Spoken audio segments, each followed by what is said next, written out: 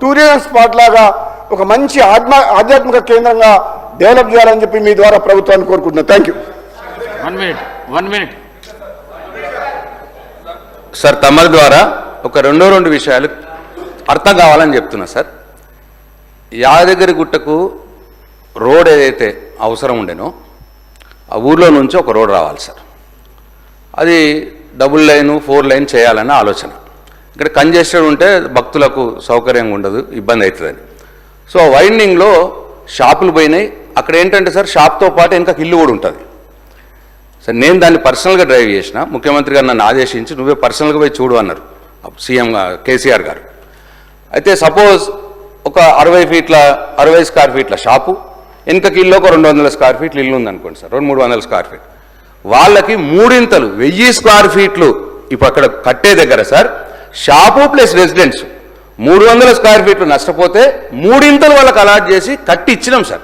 70-80% అయిపోయింది. నేనున్నప్పుడే అయిపోయింది. ఇప్పుడు ఇక ఏమైందో నేను చూడలేదు సార్. నేనున్నప్పుడే అయింది.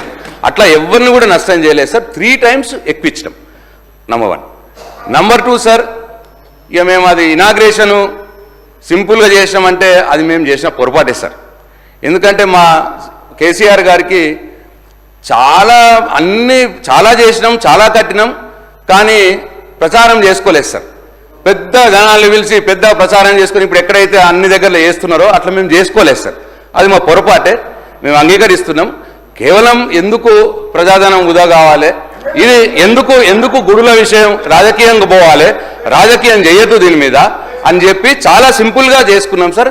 ఇక దానివల్లనే ఇప్పుడు మేము చేసింది కూడా చాలామంది తెలుసు సార్. ఇప్పుడు మీకు కూడా తెలియకపోయి ఇప్పుడు నేను చెప్పిన దానిక.